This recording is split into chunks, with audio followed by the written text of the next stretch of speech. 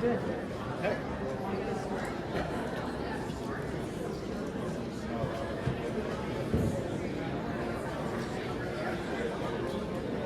Welcome, everybody.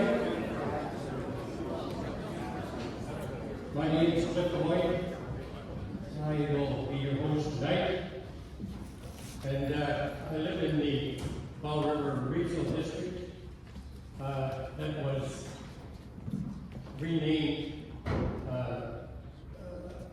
very undemocratic. And I joined the concerned citizens after this happened, and I realized that this same lack of process could happen with the renaming of our city. So tonight, we've decided that we wanted to let you know what we've done so far on your behalf, because we have no avenues of advertising whatsoever available to us, so this is what we've resorted to, and it's nice to see you all here.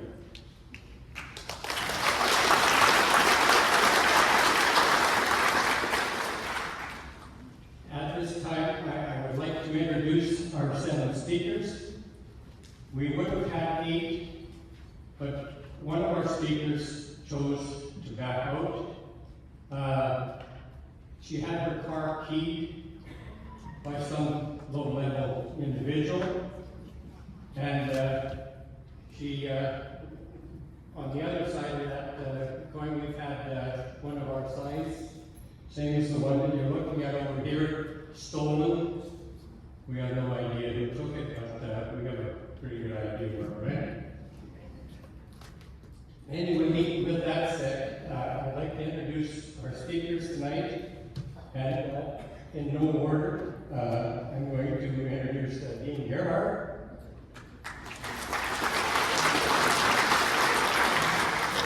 Kathy Corlick, Diane Sparks, Ted Pizzuti, Bob Richards, Roger Whitaker, and last but certainly not least, Francis Widdowson.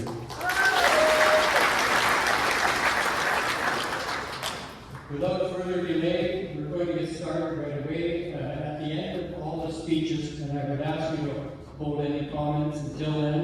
We'd like everyone to have their say first. We will have an open mic in the audience, and if you have a comment or would like to ask a question, by all means, feel free to do so, because this is not like some of the other events that we had to attend where you didn't get that opportunity. So, without that, I'd like to call on Dean Gerhardt as our first speaker.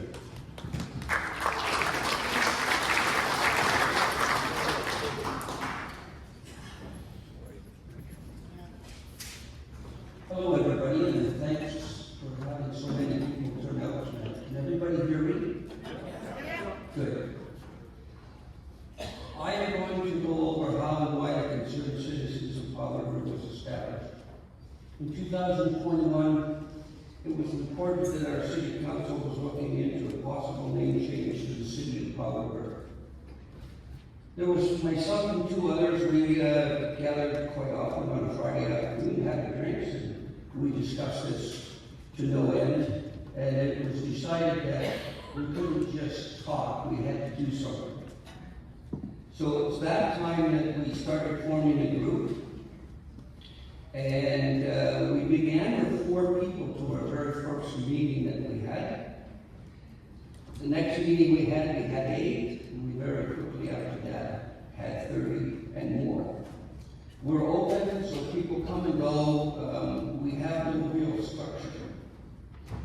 After a meeting with Mayor Formosa, the city CAO, and the city corporate officer, we started to formulate the group's goals and objectives. It was at this meeting we called ourselves the Concerned Citizens. The goal of our committee was to have a Senate voting, a referendum, for the possible renaming of the Powell River. The objects of the committee was to have local government conduct a Senate voting, a referendum, for such an important and controversial subject as to the changing of the name of Powell River, and to have eligible voters provided with the opportunity to vote in a referendum on the question of a name change to the city of Powell River, and the vote be conducted at the next Powell River local government general election. Secondly, our objective was to collect and provide to the local government corporate officer electoral response forms to meet or exceed the 10% threshold as required under the local government alternative approval process. Should the alternative approval process option be conducted by local government. We then set out by promoting a petition to conduct a referendum. It became obvious to us very quickly that we had a communication problem with the public. It was hard to provide information when the local media and the local paper would not print our information, nor would they allow us to buy ad space to provide the information to you. Please think about that for a moment. We didn't have a Facebook page, but letters and information we received were sometimes so offensive towards our group we decided to take it down. By the time we took it down, we had 450 members in there. We've done many presentations to council, hoping that would receive our information, as the paper did seem to print our presentations to council accurately. During the council presentation of May 16th, I reviewed the observations that I had found, and I'd like to go over them. The Peak paper conducted an online survey with over 80% of the respondents voted no name change.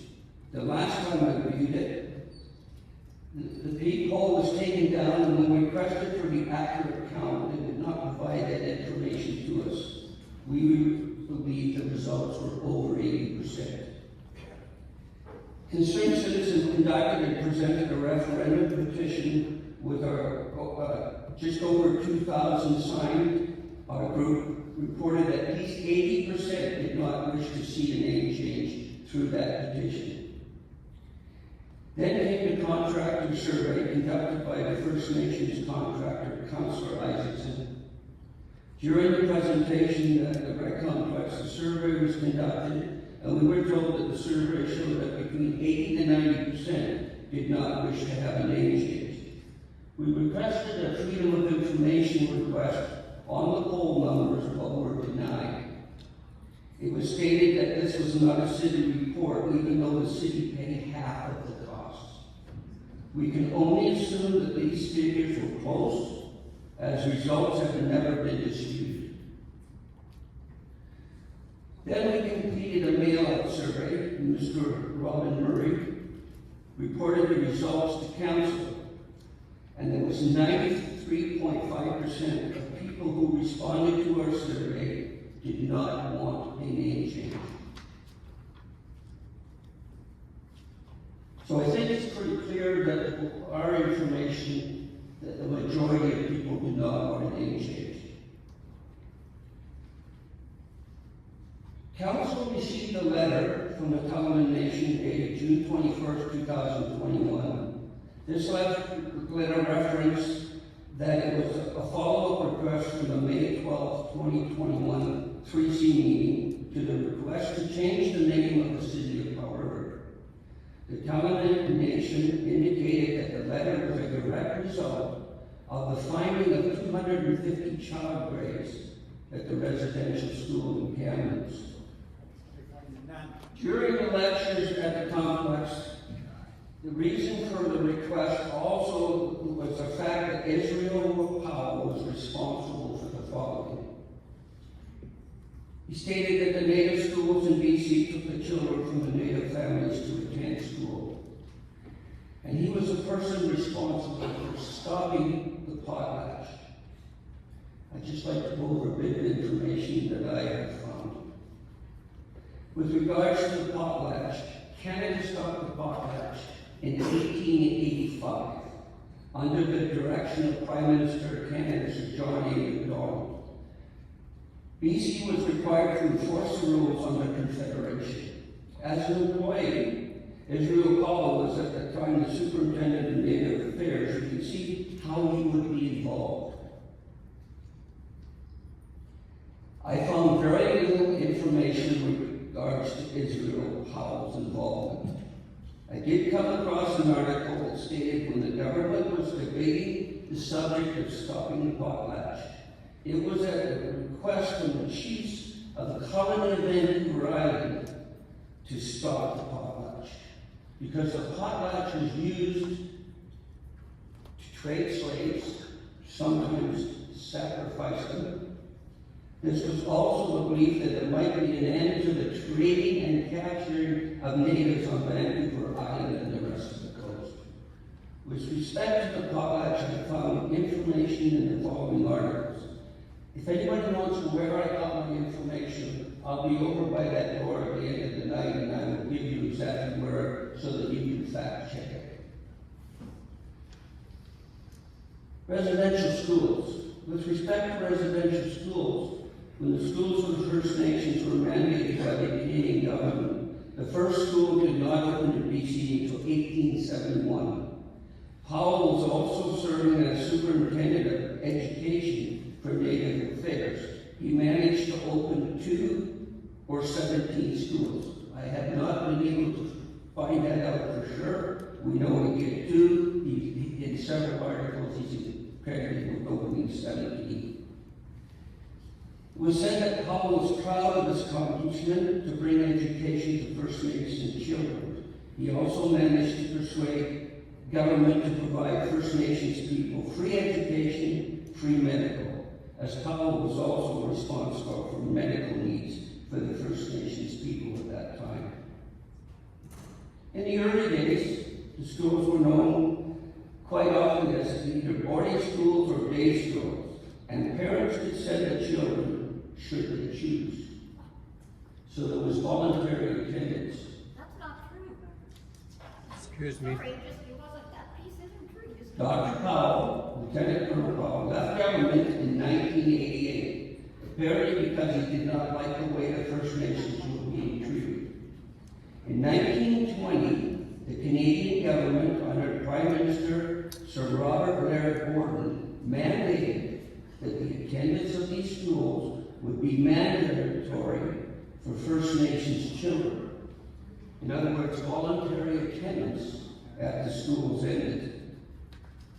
This occurred 32 years after Israel Powell had left government in 1988, and 5 years after his death in 1915. I question, was Israel Powell really the person responsible for removing children from their families?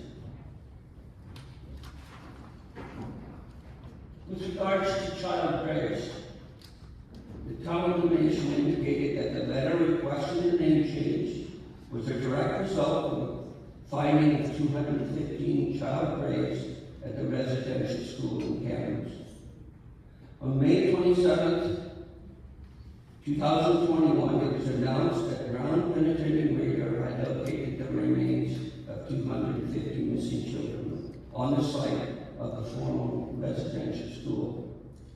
Today, after more than 3 years, I have not been informed of any human remains being found in Kamloops or any other reported mass grave sites in Canada. This means that the number of suspected deaths, as reported in the Truth and Reconciliation Report released in 2015, is still the most accurate count today. The federal government and the provincial government have spent $4.61 billion because of the graves found in Kamloops. Some important things that I'd like you to know about Dr. Lieutenant Colonel Israel Powell. He formed the first militia in BC, hence the rank of Lieutenant Colonel, which was the very first Police Force, BC, became known. He established what is known today as the College of Physicians and Surgeons of BC, and was the first president. He established the Masons in BC and was the first Grand Master of Vancouver. He established with government the University of British Columbia and was the first dean of the University of British Columbia. He was the first doctor surgeon of the Victoria Fire Department. He donated the land to build Vancouver City Hall, where Vancouver City Hall is today, and he donated the land to build the terminus of the Canadian Pacific Railway in Vancouver. Again, I will be somewhere near the door if anybody would like the information of where I got my information from in my fact-finding evolution through this process. Thank you.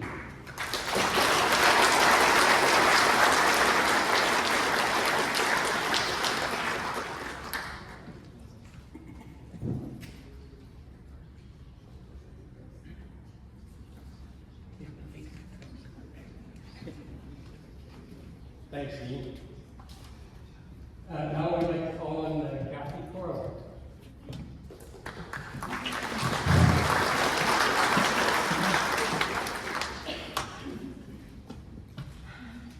Good evening. I'm Kathy Corley, and I'm proud to be a citizen of Powell River in British Columbia. Thank you for the opportunity to speak with you all. So tonight you have heard how the concerned citizens of Powell River began, and will hear of the progressive direction we hope to go. I'm proud of the courage it must have taken for my forebears to leave the country of their birth, venture into the unknown to begin new lives. I'm sure they did what needed to survive. Likely things that would not be politically correct today. But that makes it part of history, our history as well. History happened. It cannot be changed, manipulated, ignored, or hidden. Moving here, I had no idea of the anguish caused by the controversial possibility of a name change. As a teenager, I was tutored in algebra by two brilliant Indigenous men. My step-aunts and cousins are half Indigenous. Their grandmother was sheltered and protected by a white family, so she wouldn't be sent to residential school as her mother before her. I have a great deal of respect for my family and what they endured growing up. And I would go on to say that only about 1/3 of them have claimed their status. So last year, I was invited to sit on a board in our community. I met with the incoming chair. All was good, until it was not. I have good qualifications. I've been on numerous boards, held various positions, including chairperson. And I was expecting a notification of the first meeting that year. None came. I did ask when the meeting was scheduled. The answer, it was already held. Oh, what? What a feeble excuse that was, to know that two of the retiring board members decided they would retain their positions and sit on the board again. So therefore, I was not needed. Soon after inquiring, I was informed that because I did not support the name change, I was not welcome. Obviously, the powers that be made a determination from hearsay, because nobody asked me the question. Now I ask you, is this being inclusive? Not in my mind. And just a little while ago, I spoke with a person in a busy office setting not too long ago. I issued an invitation to this meeting. I was quietly asked my position on the name change. I replied, I don't support it. The employee looked at me and nodded. Thank you. She didn't say a word. So what does that imply to you? To me, it means I want to keep my job. So 2.5 years ago, I attended a conference in Nelson. While there listening to Aaron Joseph, hereditary chief of St. Mary's Indian Band in Cranbrook, something she said stuck in my mind. And I think it's really important. We have to have truth before we can consider reconciliation. So, all in all, these 2 years have been positive. I have met, enjoyed my conversation, shared experiences with all. It doesn't matter to me your ethnic background, color, or creed.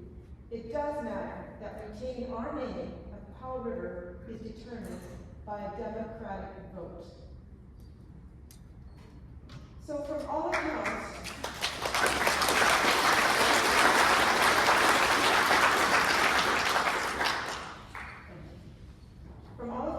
the surveys conducted indicated a majority want to retain the name of Powell River. My husband and I chose to move to make our life in Powell River. Thank you.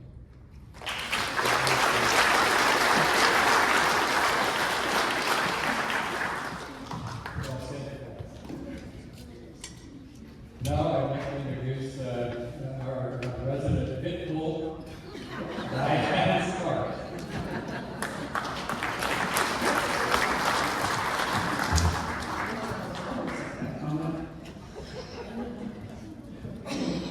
So I acknowledge, first of all, that I live in Powell River, British Columbia, Canada.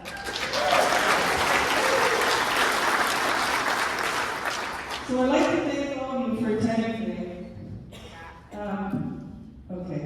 For attending today to show that you care about Powell River. And we are not a municipal council meeting right now, so if you want to clap, I'm sure you go right ahead. You won't be censored or suppressed in this room today. I'd also like to thank the founders of the council, Concerned Citizens Group, for Kinley, Dean Gearhart, Dowlett, and Cliff Lloyd, for spearheading the movement to restore democracy in Powell River.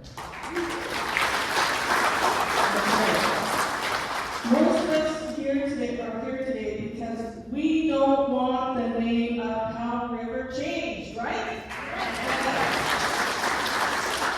Most of us here today, wait a minute. I believe the First Nations have a bigger agenda here than just renaming Powell River. We are ground zero for the First Nations to begin renaming Victoria, Vancouver, Edmonton, Calgary, Toronto, Ottawa, British Columbia, and even Canada.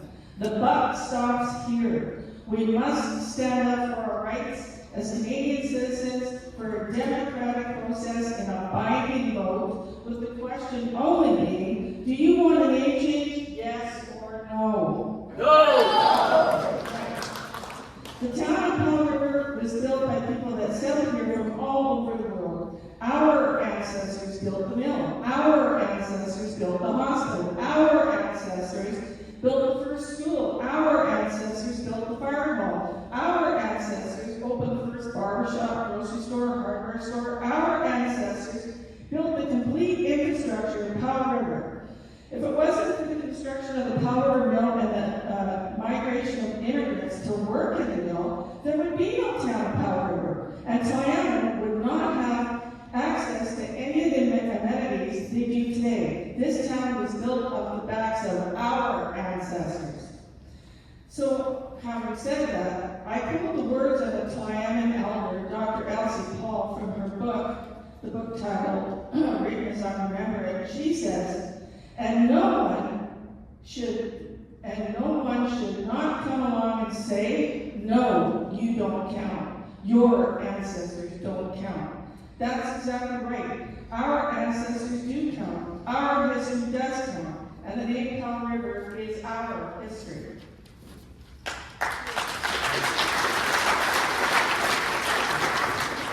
The name of Powell River is based on Dr. Israel Powell. And and disinformation. The name change, pardon me, of Powell River is based on Dr. Israel Powell and disinformation. It is based on the accusations of clandestine, unmarked graves in a Kamloops apple orchard that after 3 years has never been proven to exist. There is no evidence of any unmarked graves in Kamloops. Not one skeleton has been exhumed. The Kamloops First Nation have recently backpedaled and renamed the unmarked graves to mere anomalies. If there are children missing, why is there not one documented report in all of Canada from a parent of a residential school child declaring the child is missing? The Pine Creek Nation chief in Manitoba made the responsible decision of excavating GPR anomalies in the basement of the church, which the local oral history had declared bodies were buried there. The oral history recollections were proven unfounded. 14 different GPR reflections were excavated. There was absolutely no evidence of human remains in the basement of the church, which is exactly what I expect they will find in the Kamloops apple orchard. The RCMP should finally do their job, open an investigation, and begin excavating to prove or disprove the presence of buried bodies. You have to ask yourself, why is it the First Nations are so determined to prevent excavations? Tla'amin agreed to a treaty. They received money and land. Tla'amin has received a reconciliation and they should not have any jurisdiction over the city of Powell River that they did not contribute taxes to.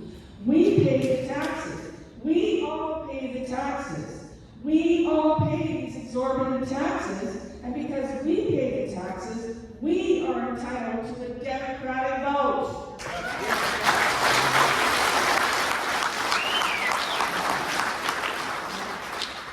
Now let's talk about the financial burden of the name change. The price tag to the taxpayers on this endeavor would be in the tens of millions of dollars. The cost for renaming just one street, Dundas Street, in Toronto, is up to $14.9 million. The cost to local business owners that would be forced to change signage, letterhead, websites would cost them tens of thousands of dollars. The name change could force some companies to close their doors. And the cost of non-profit organizations such as the Powell River Food Bank would literally be taking food out of people's mouths. The bottom line is the taxpayers of Powell River deserve the democratic process of a binding vote, with the question only being, do we want a name change, yes or no? No!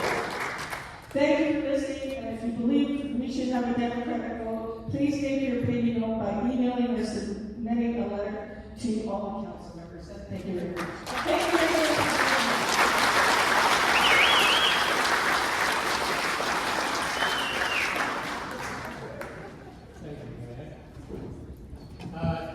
Judy.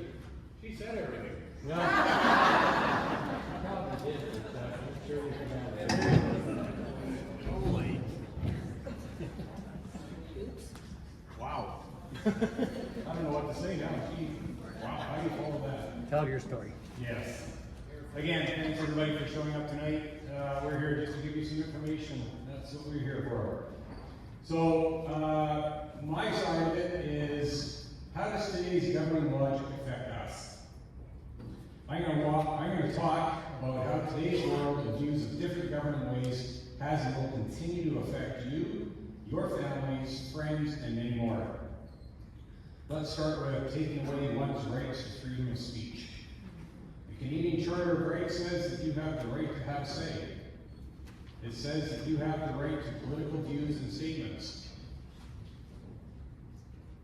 What you don't know is that governing elected officials are trying to change your rights. The governing officials are trying to change your rights to free speech. The governing officials are trying to change your political rights to have say. How do they do this? They change laws or bylaws or procedures to back their views and ways. They punish those who do not want to believe in their views. Governing officials reward those who want to follow them, or pay those who want to follow them. For an example, federally, the CBC. Everybody knows the CBC. receives $1.4 billion of your tax dollars, over $18 million in bonuses.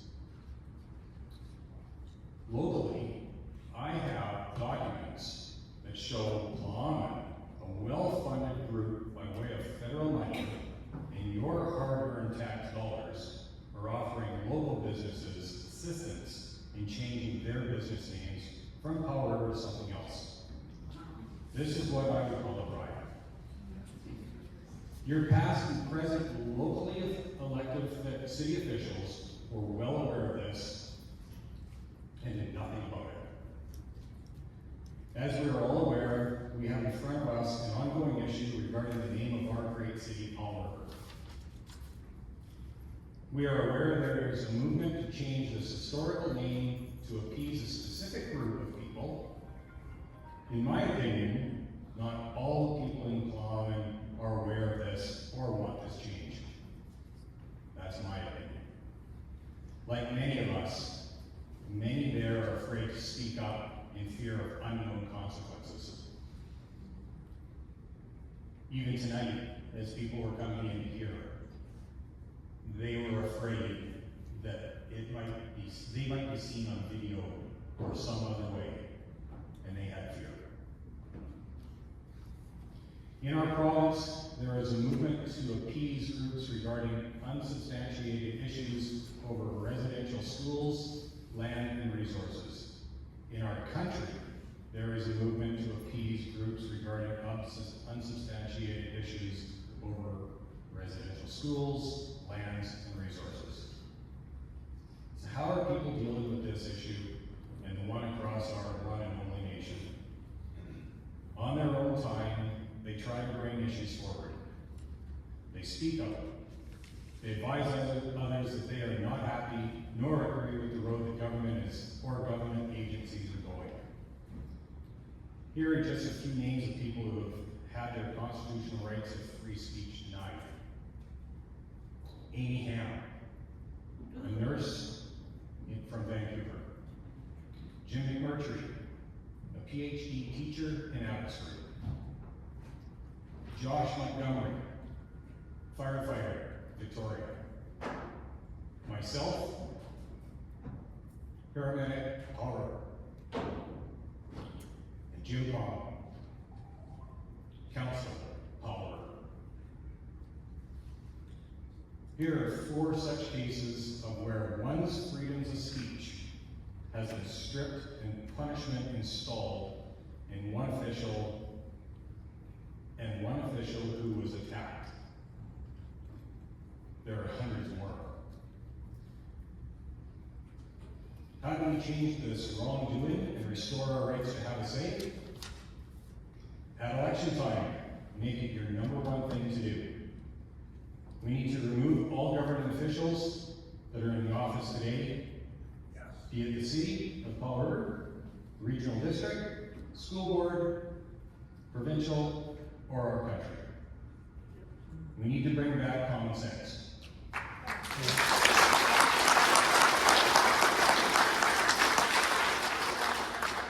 Bring back your right to have say. You need to be involved.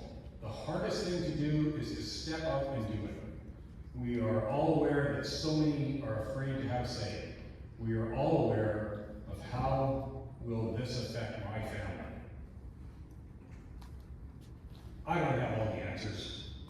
All I can say is if you don't start, then the path this city, region, province, country is taking will continue down the rabbit hole. You, your families will lose so much more. You will not have say, and you may not own what you think you own now. Dictatorship is a word that comes to mind. Please do the right thing. Get involved, come out and vote. It is your right for now. If we lose this right, we will never get back. Don't let any more people be affected by this injustice of your constitutional rights. Let us rid ourselves of this woke world. Get involved.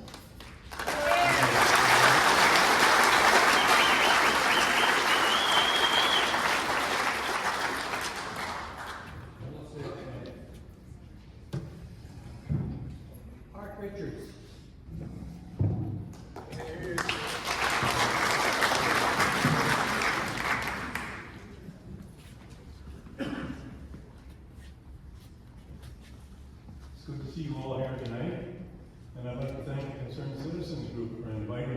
stand here tonight. The opportunity to speak on this issue is quickly disappearing. Tonight I'm talking on food for thought. George Orwell's book, 1984, published in 1949, is squeezing its way through the pages of time. On October 4th, 2022, Mustard and Band erases Trutch, street name, from history. But, quote, won't forget racist legacy, wrote the indigenousview.com. Will this take place in Powell River? In 2021, Muhammad Haggis sent a letter to the city of Powell River, telling them that they must change the name of their city. It all began with the presentation of Muhammad No History's cherry-picked article called Israel Powell's Legacy. I spent hundreds of hours researching Dr. Powell's name, trying to prove that he was being used as a scapegoat. I wrote several articles: The Life of Israel Wood Powell, Israel Wood Powell Scapegoat, Israel Wood Powell Whistleblower, which became false pretenses for the Dorchester Review, and finally excerpts for the library presentation, Did Dr. Powell Ever Live? April 22nd, I was stopped from presenting my defense of Dr. Powell to the Powell River City Council, taking away my freedom of speech. I had a question for council at that time. I asked if they would put aside some money to hire a BC historian to research that Dr. Powell was the villain that No History said he was. That afternoon, I was asked by the acting mayor if I would withdraw my presentation and present it to the city's joint working group. I said no, because I thought the question would get buried by the group. It's been over 2 years, and I haven't heard a word about it. It was buried. I believe that this name change is just a smokescreen for the bigger picture of looking for ways to get massive amounts of taxpayer money from whichever government is ripe for the picking. The joint working group was given $20,000 of taxpayers' money to further the effort to change the name of the city. Nothing was put aside to verify No History's claims about Dr. Powell. A book called Disrobing the Aboriginal Industry by Francis Wilson and Albert Howard is an eye-opener. As far back as 1890, Indigenous leaders had used colonial lawyers to pursue compensation from the Canadian government. One of the benefactors are the lawyers. The Robinson-Huron Treaty, $10 billion settlement, was reached last year. 2 First Nations have launched a court application against the lawyers, trying to say that the $510 million legal fees are too much. The federal court approved a landmark $23 billion settlement in 2023. The legal bill of $55 million that was litigated down from $80 million is above and beyond the $23 billion. Indigenous people do not believe in or practice democracy. Their system of governance is close to totalitarianism. They expect a few thousand Indigenous leaders should be able to tell 40 million non-Indigenous Canadians what they can and cannot do. That is not democracy. However, they can get hundreds of millions of dollars from the federal and provincial governments just for trying, and the legal fees are extra. Fees that go as high as 35% would earn some law firms tens of millions of dollars for relatively straightforward claims. The Canadian government likely owes Indigenous peoples almost $76 billion for currently filed land claims and lawsuits. The data shows that 2 Indigenous governing ministries spent a combined $89.8 million on lawyers in 2022 and currently face 1,152 open lawsuits. There were 136 cases resolved between 2014 and 2023. Indigenous communities could receive up to $3 million per year from the 2021 Residential School Missing Children's Community Support Fund. It was temporarily capped, but has been reinstated after the Union of Indigenous Chiefs complained. The fund was for communities and families to research burial sites. Indigenous leaders recently blockaded the Prince Rupert gas transmission pipeline after agreeing to it 10 years ago. Fat chance of anyone One of the many good things that Dr. Powell did was to help prevent the U.S. takeover of BC in 1868. He lost his seat in the provincial legislature over it, which is how he became a superintendent for the federal government. BC would be a very different place if not for Dr. Powell and his colleagues fighting to prevent this country from becoming a U.S. state. By 1860, nearly 80% of indigenous peoples in the state of California were murdered, starved, diseased, or killed in war by settlers and the U.S. military. George Orwell will be rolling over in his grave.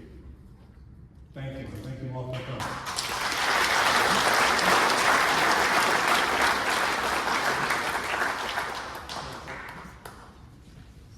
How are we doing so far?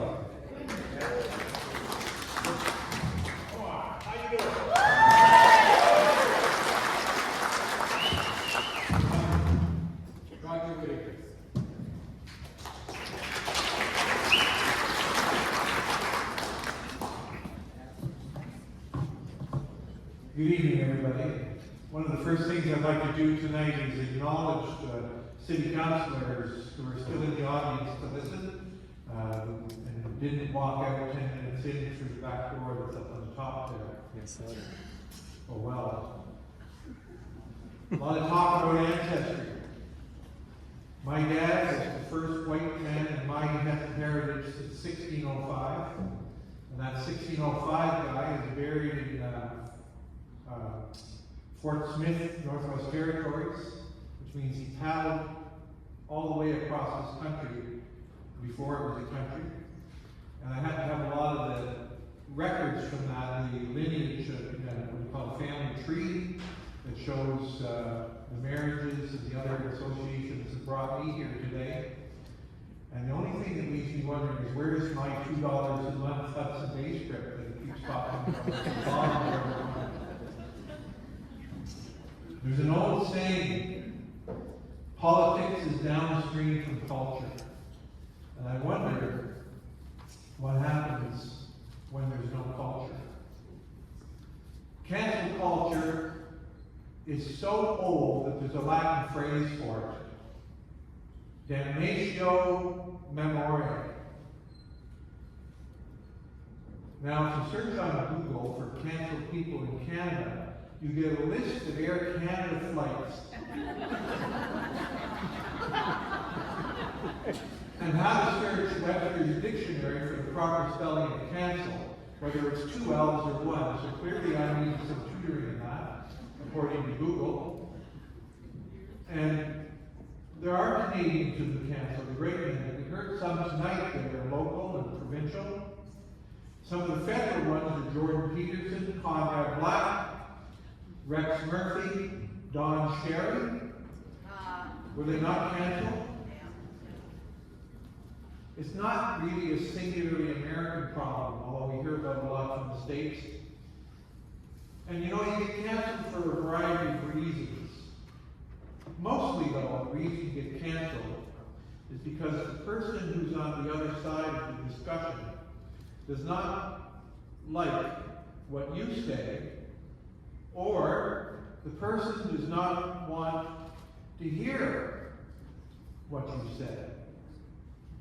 Well, I've been canceled most of my life. I've been kicked out of the classroom since grade 5.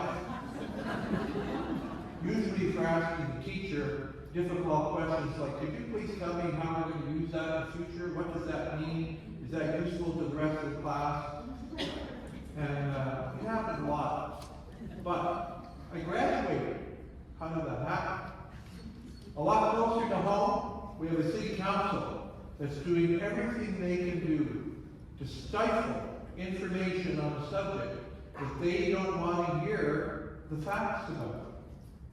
We have a city council who threatens to remove citizens from their chambers and from discussions where they appear to have made up their minds already. And could you imagine if the first order of the day, October 16th, on the election cycle, and the mayor-elect would come into City Hall with all of the citizens that supported him and smash all the mayor's pictures up above the pay wicket at City Hall. Good job. And we, the public, would encourage you to do that because of Damnatio Memoriae. But isn't it a fact that around the world, we see on the news every night, that there's killing fields everywhere? To talk about that 1984 movie, where tons of skulls were piled high. Wasn't the first time that was done. In this world, it's the first order of business to erase the memory of the past.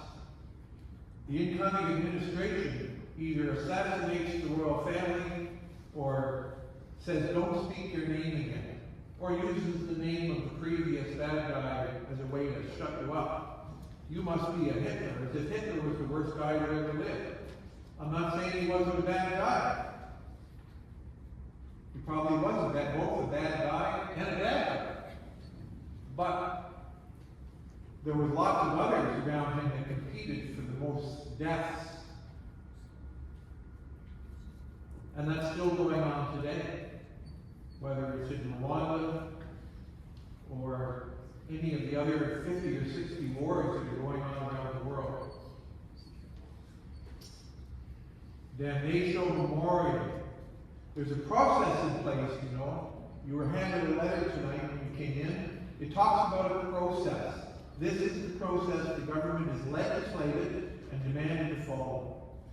The name change citizens are simply asking for their to be heard in that process, to follow the process. Allow people to air facts as equal competitors for the opinions of the electorate. To let those who vote speak in between elections and not be a part of the Damnatio Memoriae. It means memory erasure on a mass scale. Oh, and there's one more thing. You might think this is a disagreement between a few local groups. We heard some tonight that there's other parts of the world that are having these disagreements. Personally, I believe this is a greater problem than a few local groups anywhere in the world. I'm a man of faith, and in the scriptures it tells us that there's a war going on in heavenly realms between powers and principalities, and they're trying to cancel each other. Damnatio Memoriae on a mass scale. Try not to participate in it if you can help it. Thank you.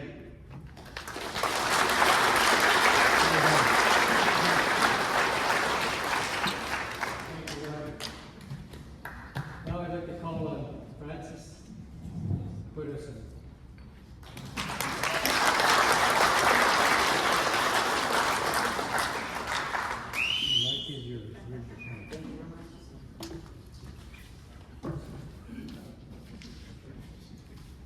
Good evening. I would like to thank the concerned citizens of Powell River for inviting me to speak at this event. I'm not from Powell River, but I think it's a great place, and I think democracy, local democracy, is important. And I think that it is seriously under threat, not only in Powell River, but probably in every municipality in British Columbia and maybe throughout Canada. I would also like to provide an acknowledgement. Oh, no. I would like to acknowledge the workers of this town who, through their labor, have made Powell River what it is today. Without the mill workers, those who built this building and paved the roads to get here, the teachers and the janitors, we wouldn't be able to have what we need to survive. Those who labor in Powell River are both Indigenous and non-Indigenous. Although we all have cultural connections that give us meaning in different ways, we are united by the fact that we all can contribute to producing what is needed for us to thrive as a society. This is what is important, not whose ancestors originally occupied these lands.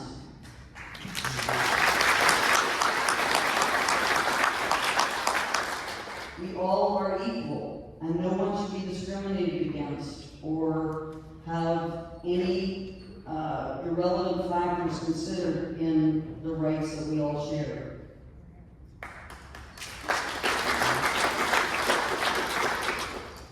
In order to figure out what is important, however, like what I was just talking about, we need to be able to have freedom of thought. This is why we need to be able to speak freely.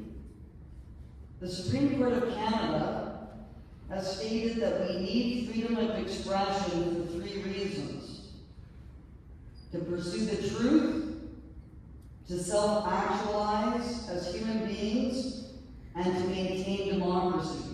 That's in a famous court decision. Self-actualization enables us to figure out who we are as people and how to relate to others, while open discussion makes it possible for us to hold our leaders accountable and also to contribute to political debate. Freedom of speech is the highest value because it enables us to determine all the other values. The attack on freedom of speech can be seen in the case of the possible name change process in Powell River. In April 2022, Arthur Richards, one of the panelists tonight, was prevented from presenting his views on Israel Wood Powell because it was claimed that historical facts were hate speech. And that is true. That happened.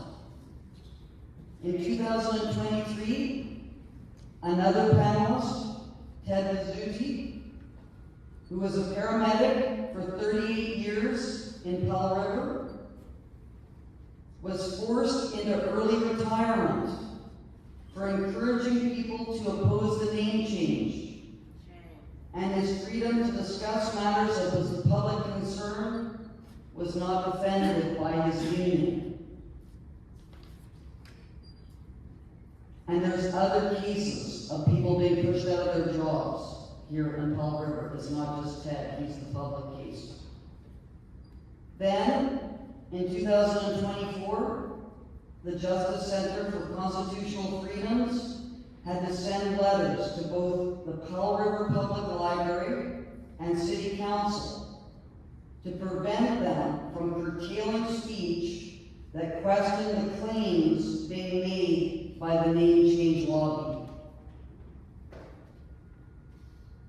These restrictions on speech are likely to intensify as the government attempts to widen the definition of hate speech in legislation and allow human rights tribunals to arbitrarily decide what utterances are prohibited.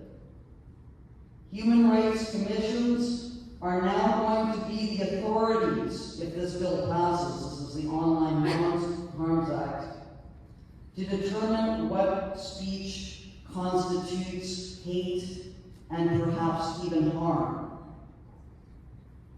Expanding the parameters of hate speech is also a major aim of what Albert Howard and I have called the Aboriginal industry, and this is something that Art was talking about in his presentation, which is seeking to make what it calls residential school denialism, that is, denying the dubious claim that the residential schools were genocidal, illegal under the criminal code. The Aboriginal industry is a self-serving group of lawyers, consultants, and Indigenous leaders who earn their living by perpetuating grievances to obtain compensation. This maintains the dependency of the marginalized Indigenous population, which then is used as justification to extract more funds. It is the Aboriginal industry, in fact, that is behind the ongoing conflicts that we see in Powell River. Legally driven machinations, consultants working for Aboriginal groups, all sorts of bureaucrats operating behind the scenes. For the Aboriginal industry, truth does not mean truth, and reconciliation definitely does not mean reconciliation. It is about false claims, creating division so that funding can be diverted to legal disputes, and there will be many. And Art pointed out over 1,100 legal disputes and growing in Canada today. Although this is supposedly rooted in compassion for the oppressed, ordinary Indigenous people are completely left out of the process. And this is something that Ted was alluding to earlier. We need to open up discussions so that we can address the terrible social problems that are facing many people, especially those who are Indigenous in the isolated communities, and stop the false claims and manipulation that are pretending to bring about truth and reconciliation. Thank you very much.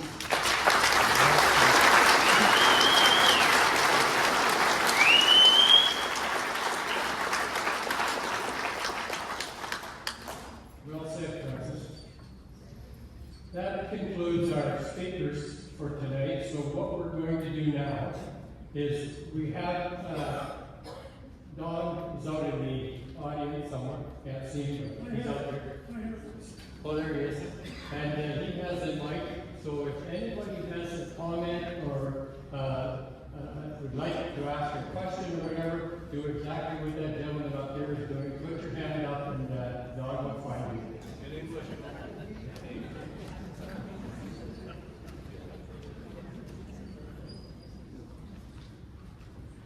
Thanks for being a gentleman. Thank you for calling me a gentleman. Anyway, you're looking around here, and all I can see is grey hair. Are we the kids? Is there anybody 50 years old here? 59, sorry. I'm 52, but it's all good. I said the same thing walking in. Where We've got to get to the young people as well, not just old guys. That's it, that's all I wanted to say. We need a lot of young people here. Thank you. Sir.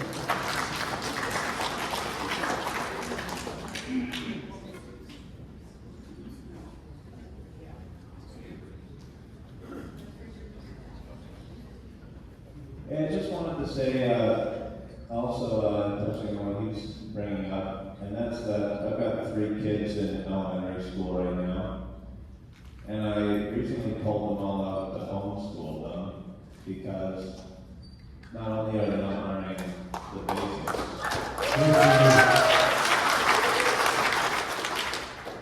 but he's got a good point. Not only do they not learn the basics in school, but the only history they learn up until roughly high school these days is all Aboriginal history. So the people in this room, I strongly encourage you, if you have kids or grandkids, to go on the government website and read the curriculum, take your time to complain and then get ignored, and then I strongly recommend you pull your kids out of school like the building is on fire.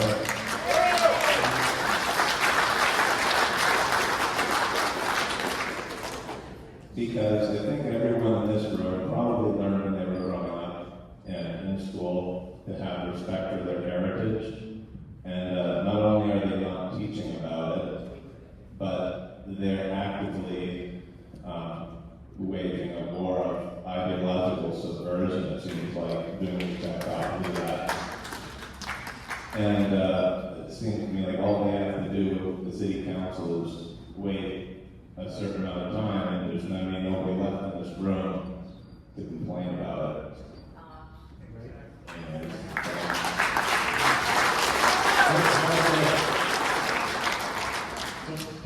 One second. So just to go back with what Bill was saying earlier, where he's saying, where are the children, where are the kids? So, two things. One, we see these orange shirts, everybody wears around, every child matters. Well, that statement is kind of behind the time, because in my view, and I know a few others, every child has always mattered. And it's just the adults that are screwing up the sign. So, with that, Bill, why you don't see the kids in here is they're in the same boat as what I was talking about and what everybody else here is talking about. Fear. Fear. Fear is driving this community, this country, to where it is. To the kids, they're too busy. They're also having a different life to stay up with cost of living, so they're working multiple jobs. Things have changed on it. But the biggest one is fear, retribution of coming out and saying something, just like I did on my own time. I stood out, said something, and I got attacked. And that's what they're afraid of. That's why they're not out.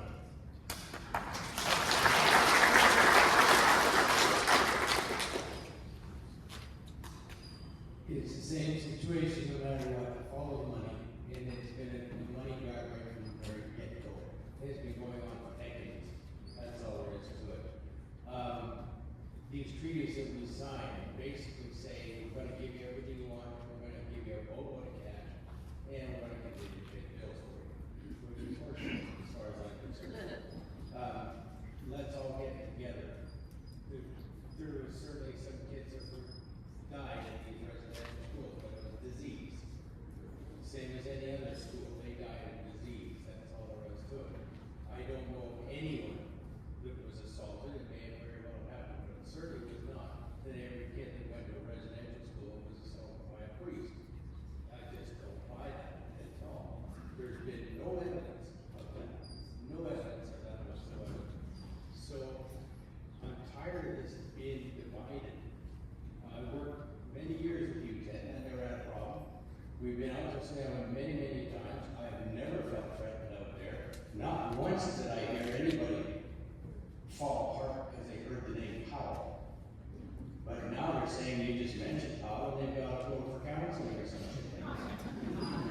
Jesus, where is it going to stop? It's going to generate into warfare if we're not careful. And I don't really care if they want to take a video of me or something, because I've always said, as you know, if you don't like my face, kiss my ass, because I don't care.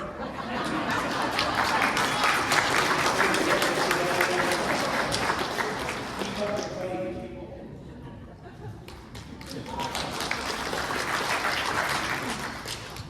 Hi, Eric. Hi, everybody. I have a few things. Number one, I do know if the kids were given a choice to maybe have their voice heard, they would say this. I had a child who was last year, who was having one of the ladies who isn't even actually indigenous, but represents the indigenous, who comes in and does the whole schooling, showing the drums and doing their circles, blah, blah, blah. Anyway, she came in and says, oh, good news, like, the school district has changed to effect. Well, the shock of that from that classroom, one kid right away said, what? It's Powell River.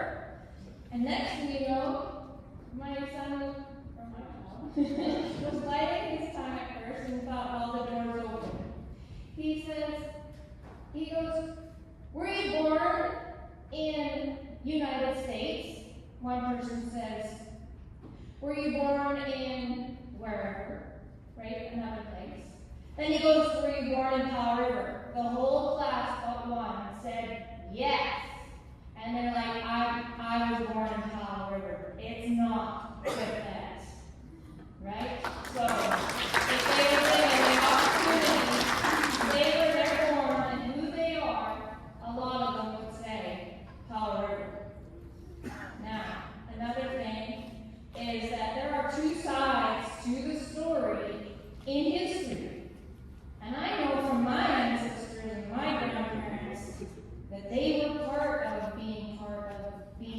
in school with the natives, is that correct? Anyways, they learned how to play the piano, they learned how to spell, they learned how to communicate with each other.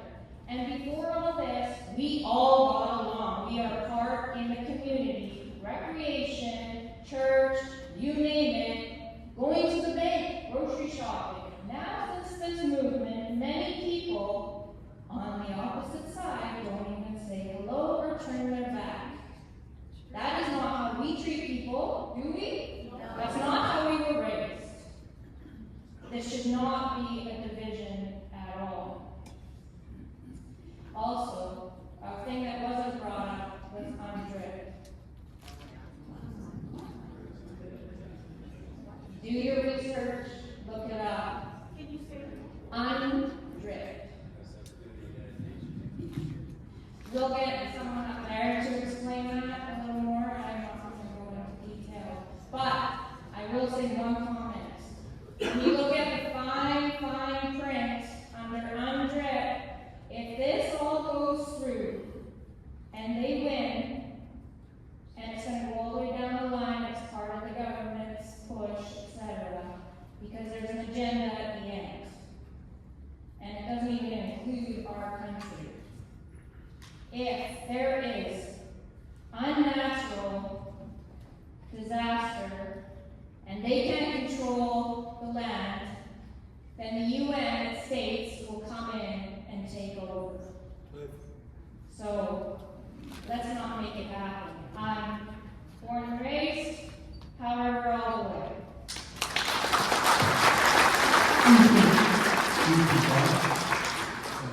If I could just take a minute, UNDRIP is the United Nations Declaration of Indigenous Peoples, and it's cast across the entire world.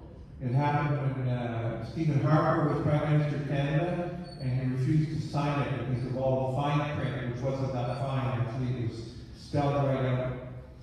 And as soon as the Liberals took power in Ottawa, they signed it, and then the provincial government here started something called DRIPA, which is the Declaration of Indigenous Peoples.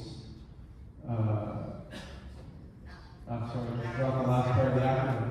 Anyway, the point of it all is an unelected body called the United Nations is giving us a law that we must follow, and the province has signed on to it. You can read about it in a John Iverson article in the National Post. Just look up John Iverson, National Post, and then look up his UNDRIPA article.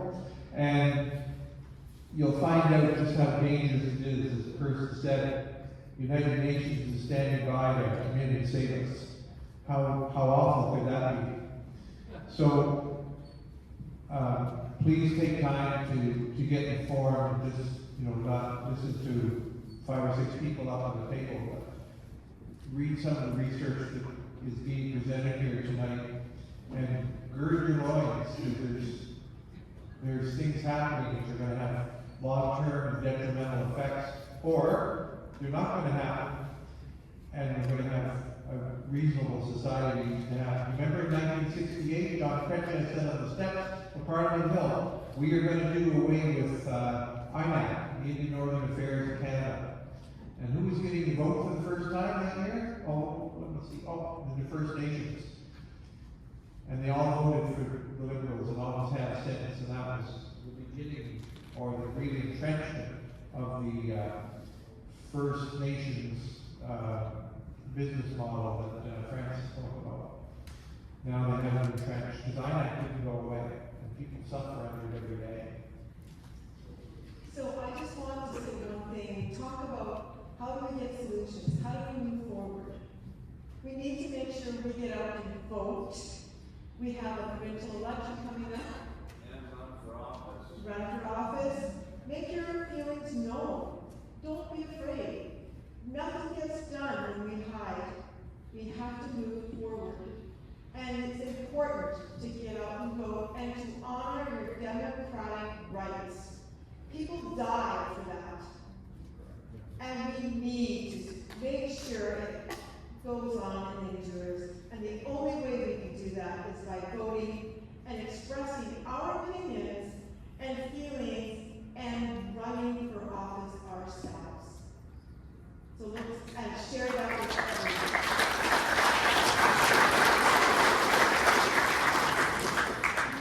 I just wanted to say, before you go on, I just wanted to say a couple minutes on the United Nations Declaration on the Rights of Indigenous People, UNDRIP, which was, it was true, it was a United Nations declaration, which was not binding. So, like what happens in many of these initiatives in Canada, you start off with some kind of symbolic gesture that doesn't have any real clout and no enforceability to it. So I don't know exactly what that fine print about the United Nations taking over, but the United Nations has no capacity as an entity to take over anything.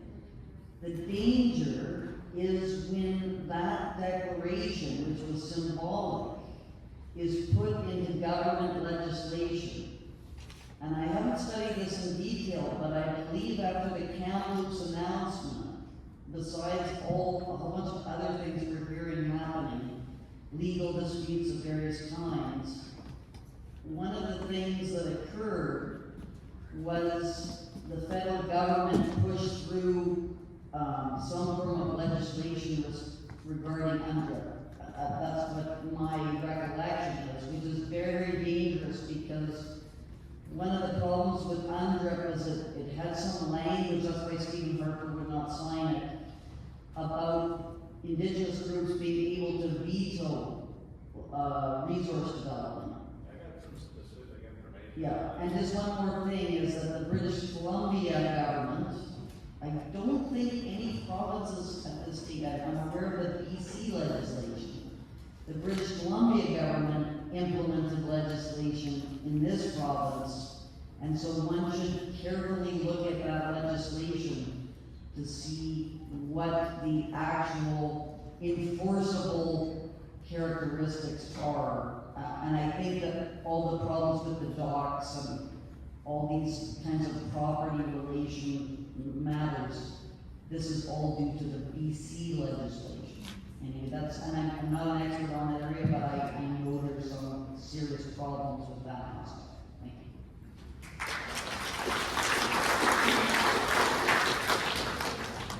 A couple more points. We have to remember that the United Nations also agreed that Iran was the perfect choice to run the human rights aspect of the world. So let's not let us what those idiots say. I went to meet and greet at NDP, her name was Neil, candidate's office, and she went through about acknowledging about 6 different about 6 different indigenous lands that we are grateful to be on. Not once did she mention the nation of Canada. Not once. So we know where their agenda is going.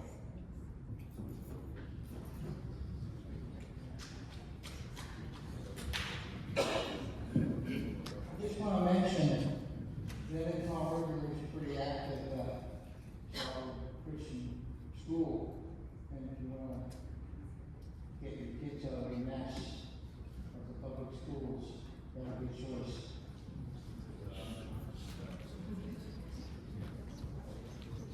Okay, we'll take a couple more questions and then we'll go to our closing remarks. Somebody was saying about the gray hair, it's not a feature in any country of youth. And the 2 young people that spoke here about their children and what they're teaching in our schools, maybe we should concentrate a little bit more on that because they're the future of this country.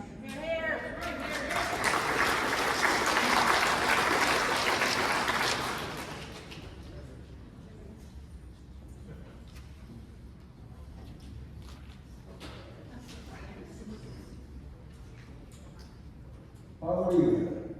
Yesterday, a town, today, a city. Who's Powell River? Powell River is us, all of us. Yeah. Yay. Most of us, we come from someplace else. But we came here to Powell River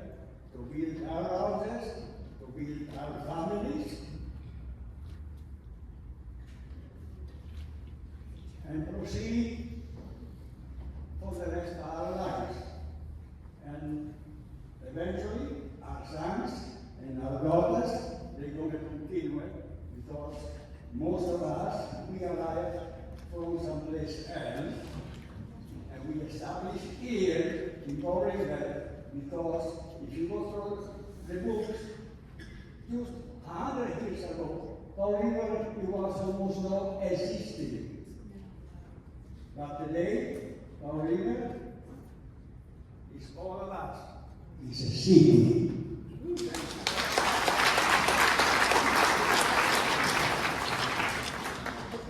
So we all know how he was talking.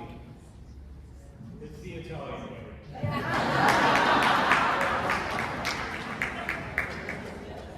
I'd just like to comment that governments at all levels aren't in the business of granting rights and freedoms. They're into it to take them away from you. So just remember that when it comes to an election. Thank you. Okay, I'd like to make a comment. I've been a citizen of Powell River for almost 81 years. And I don't know how many of you remember a few years ago we took on the garbage fight. That lasted 2 years where our city fathers wanted to put 7 cells between our 2 watersheds. And they were damn determined that they were going to do it. And a group of us went to the beach gardens and saw the presentation and started a Concerned Citizens Coalition to fight it. 2 years I was on that committee, from 6 in the morning till 11 o'clock at night. For 2 years my phone rang. And you know what?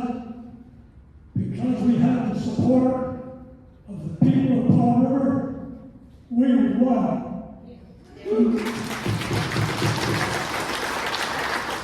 And I tell you right now, without the people getting together and standing up and fighting, they're going to push it through. And I'm very pleased to see the amount of people we have here tonight. It shows that people actually care. We got to keep up the fight or they're going to win. Thank you.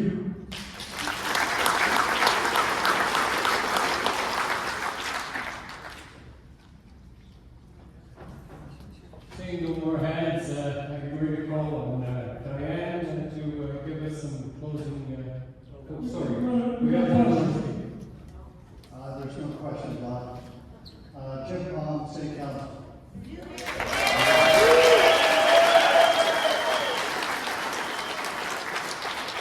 I stand here today proud to see all of you out here concerned for your city, the city of Powell River.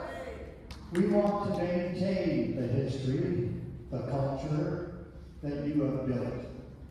I came here 40 years ago this week to start teaching in your schools. For 40 years, I taught Indigenous students as a male paid teacher, not for 40 years, but 20 of those years at Brooks, and taught every Indigenous male student going through Brooks Secondary, grade 8, 9, and 10. I treat the students exactly the same as any other, and all of your kids and my kids. And I can vouch and say I am proud of our entire region, the community of Vaughan, the city of Powell River, and the regional district. When I was on the board of the regional district, it was about the region. It's always been about the region and everyone when I represented you, whether I was on the regional district. And the community charter, I have to say, the first line that I take an oath for 5 terms now states, it's my job as your elected representative to represent the will of the citizens of this community.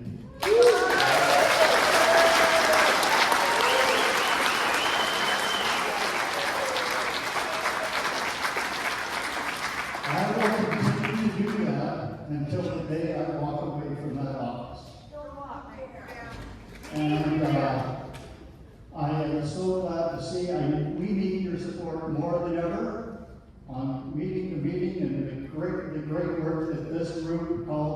concerned citizens are doing. I would be blowing in the wind if it wasn't for them helping me.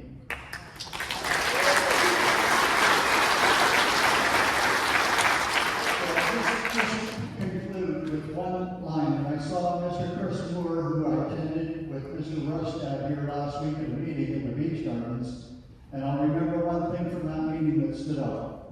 When you're hopefully, and I hope with all my heart, he's our next premier. Yes. When he stated that reconciliation that evening is not about government talking to government. It's about the people talking to the people.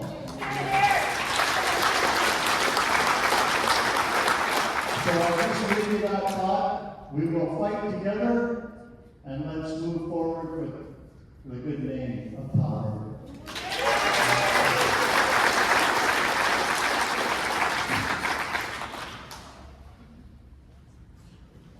Well, see no more hands, I'm going to call on the item for closing remarks. Thank you. Thank you, Councilor Paul. That was awesome. Thanks for being here. Appreciate it. I've got a question for everyone. Would you like to have an updated town meeting again?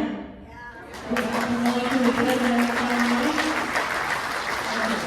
We're going to get to work and see if we can achieve some success here, and then we'll give you guys the update. Or, and another thing, I just kind of off the top of my head, some of the information that was given during this evening, would any of you be interested in getting a copy of that?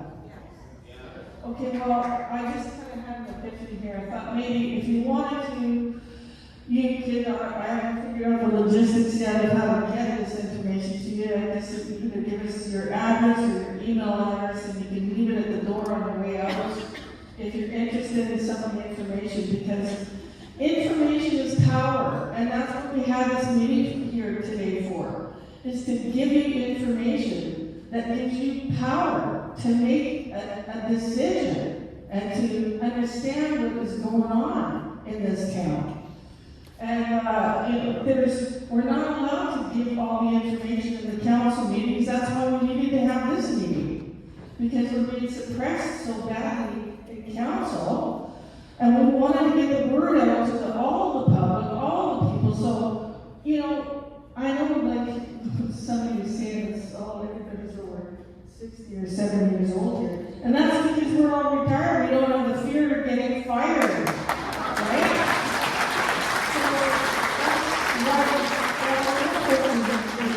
But listen, talk to your kids, talk to your grandkids, help them stand up for their democratic rights. They shouldn't be living in fear that they're going to lose their job because they agree that they want to keep the name Powell River.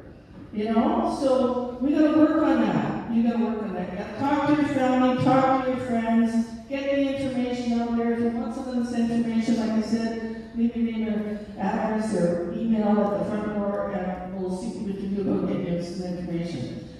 So, oh no, I didn't read the speech. Okay, so in closing, I just want to thank everyone for attending tonight. I think you all understand the importance of the citizens of Powell River retaining our democracy. That's what this whole meeting is about. 5 members of this town council are not representing us right now. They are not listening to us, they have their own agenda, and they are ignoring us. We must make them listen, and if they fail to listen, then we must make a change in our council and our council members come next election. We've got to make some changes next election. We need council members that are going to listen to their electors. And we're listening here, and we're helping you guys, and we're fighting the fight. So, anyways, we all got to get involved. We must demand the democratic rights to vote yes or no on the name change to Powell River. So your voices need to be heard. Get involved. Attend council meetings. Present a delegation. Don't be shy. Get up there and speak. If you want change, you must get involved and let your voice be heard. And that's the bottom line. Talk to your friends. Talk to your family. Talk to the other ladies when you have coffee. You guys that hang out at the AW, there, talk to each other, find out what's going on, tell them to get involved, get out, make a delegation, or write a letter to your council members, and do the kid. So, my insight, please. So, you should have a little handout, I think that you got. You got a little handout, there's a handout with email addresses and address, like a street address on it. So that your voice can be heard. Email or mail a letter to the municipality. If you haven't received a handout, you can pick one up on the way out, or just put your hand up, got something, or give one to them. But, so thank you again for everybody coming. We will advise you of the next town meeting. And I really appreciate the turnout tonight. This is awesome. And let's keep Powell River, Powell River.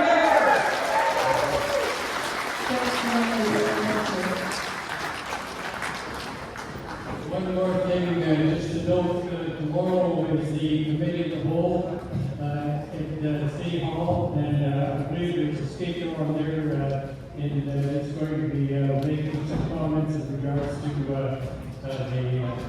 being in favor of the name change. Anybody that would like to go and listen to this, by all means, it'll be an interesting speech. 3 o'clock. 3:30 start. 3 o'clock p.m.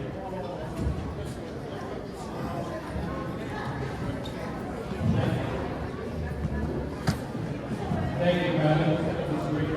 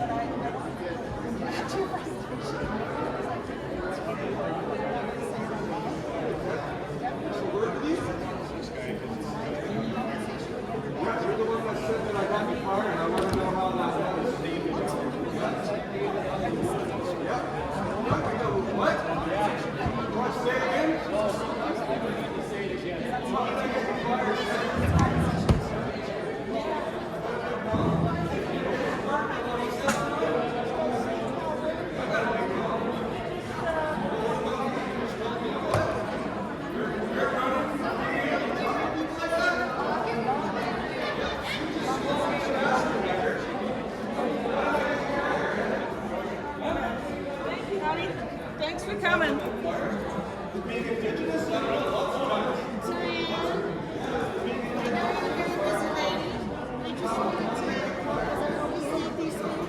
We can't forget about all our people in long-term care, assisted living,